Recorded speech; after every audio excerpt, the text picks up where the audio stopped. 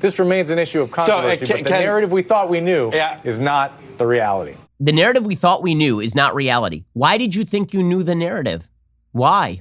Could it be that you manufactured the narrative because the narrative is exactly what you wanted to promulgate? Another day, another media narrative that has completely imploded about President Trump. So what are we up to now? I mean, we've had the entire 4-year-long saga of how Trump was a Russian cat's paw, and that turned out to be absolute nonsense. And we've had President Trump as the scourge of all living human beings all over the planet for a variety of reasons. Usually those stories fall apart. We've had a bunch of sub-stories along these lines. Okay, here's the latest. The latest is that the media completely blew it on one of the biggest talking points the Democrats used in 2020. That talking point, because they wanted to distract from the BLM riots, was that Donald Trump had cleared a bunch of protesters, peaceful protesters, in Lafayette Park in order so that he could have a photo op in front of a burnt-out church. Okay, now, that talking point was always pretty dubious because the park police themselves had said at the time, guys, we were clearing the park because people were getting violent at the time. That didn't stop folks from tweeting out about the evils of President Trump clearing the park. So we have like a bunch of tweets from all these people who push this false narrative. For example, NPR Politics tweeted out that day, this is June 1st, 2020, police in Washington, D.C. used tear gas and rubber bullets on peaceful protesters to clear them away from St. John's Church, which suffered a small fire Sunday night near the White House. President Trump then walked to the church for a photo op. This was the way the media covered it. Joe Biden, who was then running for office, he wasn't president of the United States yet, he tweeted out, he's using the American military against the American people. He tear gassed peaceful protesters and fired rubber bullets for a photo. For our children, for the very soul of our country, we must defeat him. But I mean it when I say this. We can only do it together. Blah, blah, blah, blah. That was Joe Biden back in June 2020. Kamala Harris, your current vice president, then candidate, she said, Donald Trump just tear-gassed peaceful protesters for a photo op. She did that on the basis of a headline from Huffington Post that said, as the president spoke, police deployed tear gas and flashbangs against protesters outside the White House, demanding justice for George Floyd. Daniel Dale, the official CNN fact checker, so many facts checked by Daniel Dale, his entire job was just to fire hose a bunch of things that Donald Trump had said wrong. Now his job is to downplay anything the Democrats say that is wrong. Sort of tut them. Well, back then, he tweeted out, this is February of 2021, actually. He tweeted out, Vanderveen falsely claims the clearing of Lafayette Square last June happened to establish an appropriate security perimeter from a riotous mob. No, they cleared peaceful protesters out of the way for a Trump photo op. The narrative Vanderveen is mocking is correct. That was testimony that was being made about what happened. So Daniel Dale, the official CNN fact checker, getting it completely wrong, because here is the actual story. There was an inspector general, the Inspector General for the Interior Department, and here is what they found, according to the Washington Post. When the U.S. Park Police led law enforcement officers into a crowd of mostly peaceful protesters outside Lafayette Square on June 1st, 2020, including officers equipped with chemical irritants and officers on horseback, they did so as part of a plan made days earlier to build a fence around the park to protect officers, not to facilitate the visit minutes later by President Trump to a nearby church, an Inspector General's report released Wednesday concluded. The report also found that D.C. police officers fired tear gas at protesters as they moved away from the park toward 17th Street. The park police did not deploy tear gas on June 1st, but did on previous days, and Bureau of Prisons officers fired pepper spray munitions from the park without provocation during the clearing. Investigators also found that the audio warnings issued by the park police before the operation were not widely heard by the crowd and mostly ineffective. The report by the Interior Department's Inspector General focuses on the park police and does not fully address questions about the involvement of other agencies or the Trump administration in the events of June 1st. Interior officials said they may not have heard all of the discussions that went on about the operation within the Secret Service or the White House, but that those discussions did not affect how and when the park police acted. The investigators did not interview Secret Service or White House personnel. The report found that preparations to clear the protesters and erect a fence began 2 days before the park clearing. 2 days. But the idea may have gained greater urgency on the morning of June 1st. Okay, now they're just speculating. The Washington Post has previously reported Trump was furious at reporting that revealed he had been taken to an emergency bunker on the first night of protests. The group agreed the park police and supporting teams of law enforcement officers would extend the perimeter and gradually push protesters further away from the White House and St. John's Church, which had been vandalized the previous night. By midday, Trump was working with close confidence on a plan to project his control over the city by walking across Lafayette Square.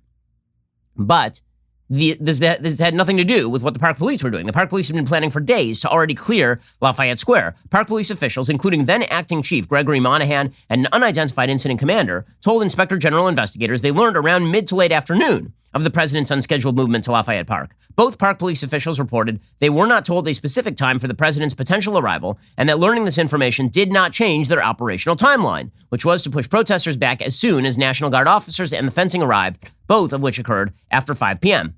Monahan told investigators, quote, "I can tell you with 100% certainty, the Secret Service and the park police timeline did not change the entire day."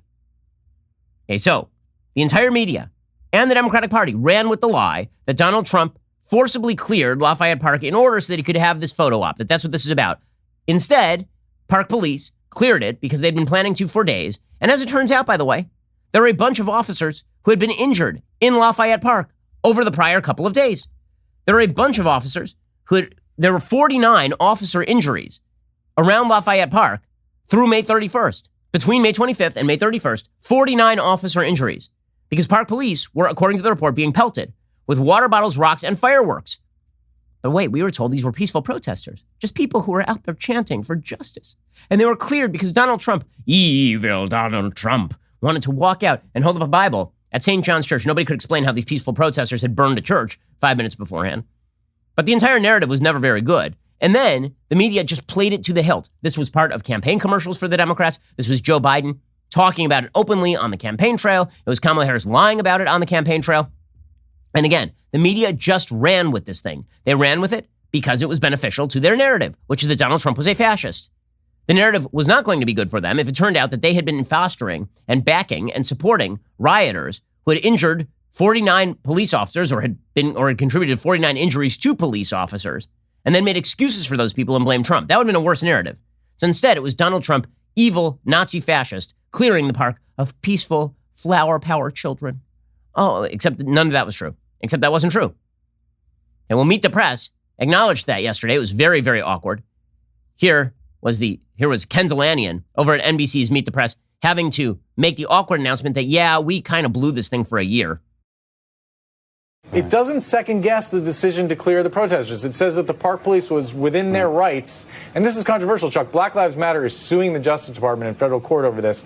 And our own Garrett Hake was there that day and reported, if you recall, that the protests were not violent at that moment until the police moved in and caused the violence. That was his direct bird's eye reporting, Chuck. So this remains an issue of controversy, but the narrative we thought we knew is not the reality. The narrative we thought we knew is not the reality. Man, doesn't that sum up the entire mainstream media for the past 30 years or so? The narrative we thought we knew is not reality.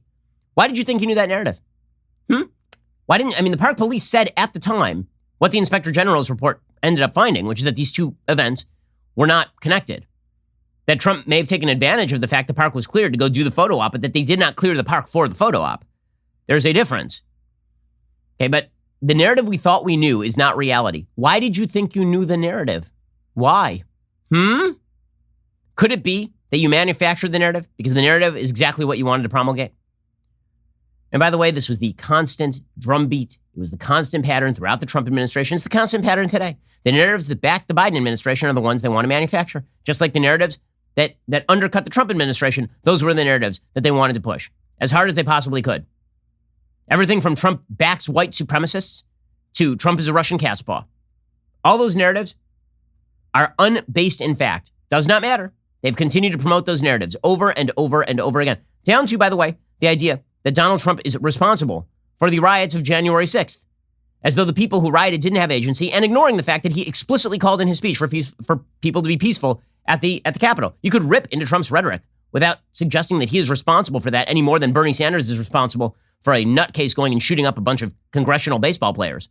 Again, big narrative of last year, Donald Trump cleared the park of peaceful protesters because he's a fascist. This was, by the way, Exhibit A. This was 1A in the Trump is a fascist case that the left was putting out there. He's such a fascist that he sends his brown shirt goons to go clear a park of flower power children and then take a militant photo op standing in front of a church holding a Bible. What a fascist. Except it wasn't true. The narrative we thought we knew, as Ken Zalanian says, turns out not to comport with the reality. And that is, how many times are we going to have to see this before you stop believing the media at face value, before you wait 48 hours before believing whatever headline they are telling you? Another narrative of last year that has now been thoroughly debunked. Okay, remember that time that Donald Trump kept talking about hydroxychloroquine? Remember that time? And the media went nuts. How dare he, this giant orange buffoon, mention hydroxychloroquine? Doesn't he know about science? Doesn't he know? Hydroxychloroquine doesn't do anything. Not only that, but because Donald Trump keeps saying hydroxychloroquine, some crazy lady in Arizona fed her husband fish tank cleaner and he died. Now, it turns out they may have been murdered, but it doesn't matter. The only reason they did that is because Trump kept saying hydroxychloroquine over and over and over. Because hydroxychloroquine is bad. It's very bad. Okay. Now, new study out this week, according to Yahoo News, quote, a new study shows that the controversial drug hydroxychloroquine, first of all, the fact that it is titled the controversial drug hydroxychloroquine, where did the controversy begin, guys? Seriously, where did it begin? It began with you guys declaring that if Trump said anything, it had to be false. If Trump said Wuhan lab leak, it had to be false and it was a conspiracy theory. If Trump said hydroxychloroquine is effective, many doctors have said that it is effective, many doctors are prescribing it, then it must be that it's false. Now, by the way, we all knew doctors who were prescribing hydroxychloroquine. I know people who got COVID, and within the first couple of days, they got a hold of hydroxychloroquine, they took it with azithromycin and zinc, and it did help their symptoms. Well, now a new study is backing this. Okay, there were studies both ways for about a year, and now it turns out a new study suggests actually a pretty significant effect with regard to hydroxychloroquine when you take it with the Z-Pak. The observational study published by RxIV found that anti-malarial drug hydroxychloroquine along with zinc, right, this is what so many of these studies were like, if you just take hydroxychloroquine alone, then it won't do anything. Yes, nobody said it was going to do anything. Everyone knew that the only studies that mattered were going to be about hydroxychloroquine, which is an immunosuppressant, and zinc, okay, along with zinc and azithromycin. Okay, the observational study found that hydroxychloroquine along with zinc could increase the coronavirus survival rate by as much as nearly 200% if distributed at higher doses to ventilated patients with a severe version of the illness. The study's conclusion says, we found that when the cumulative doses of two drugs, hydroxychloroquine and azithromycin zinc, were above a certain level, patients had a survival rate 2.9 times the other patients. The study adds, by using causal analysis and considering the weight and considering of weight-adjusted cumulative dose, we provide the combined therapy greatly increases survival in COVID patients, and that the hydroxychloroquine cumulative dose of more than 80 milligrams per kilogram works substantially better. These data do not yet apply to hospitalized patients not on IMV. The study was conducted by St. Barnabas Medical Center in New Jersey on 255 patients. Now remember, if you mentioned hydroxychloroquine and you said that it was good, you would actually get kicked off of YouTube. If you said hydroxychloroquine is effective, you would get booted from Facebook and YouTube and Twitter, and they would call you a nut. Why? Because the narrative we thought we knew is not the fact. Just the same way that the Wuhan lab leak, if you mention that, you get booted off YouTube. If you did not simply repeat the experts, you'd get booted. Don't trust people who declare themselves experts without showing you their work. If they don't show you their work, they are not true experts. If they can't tell you how they achieved a conclusion, you don't have to believe their conclusion. Did you know that every single like creates one additional leftist tier? That is just science.